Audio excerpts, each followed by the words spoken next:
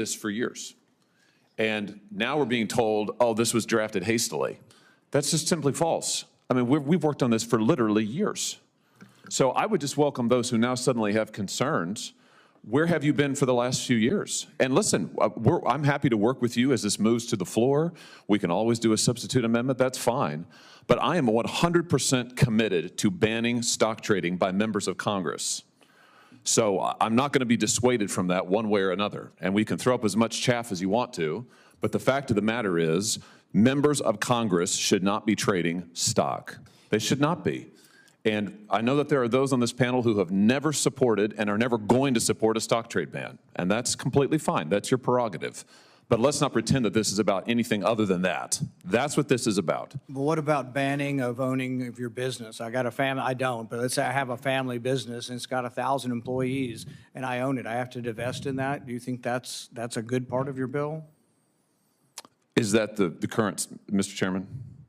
Listen, again, I'm happy to work with anybody who has concerns on substance, who would actually like to get to a result on this and thinks it will improve it on the floor. I'm delighted to work with you on it. Can I make a suggestion which would solve this?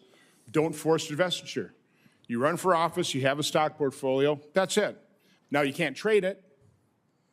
Okay, you can't buy more stocks and trade stocks, so you want to run for, you can hold on to your stocks. Okay? You can always divest. Okay? You can always buy an ETF.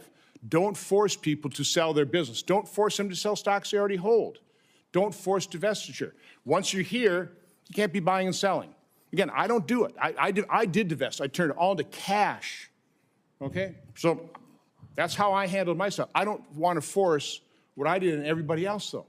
Not everybody's in my position. I don't want to turn Congress into rich man's club. And by the way, I certainly don't want to impose a self-flagellation on other branches of government. We can do this to ourselves. I don't think we should do it to the executive branch or the judicial branch. Can I just, Congress is a rich man's club. That's the problem. That's what we're trying to fix. I would suspect that I probably have the fewest assets of anybody sitting on this dais. I am not a rich man, unlike those to my left. So, I mean, listen, the American people look at people like the former Speaker of the House, who makes better returns than anybody in America. They look at senators who were investigated during the COVID pandemic for their miraculous stock trades, and they say, how is this possible? To think that this might become a problem in the future is frankly fanciful. It's a problem now. It is, and it's not just in perception, it is reality. Members of Congress are trading daily based on information that the public doesn't have. And now we've heard the insider trading. I understand that insider trading is banned, but let's be honest.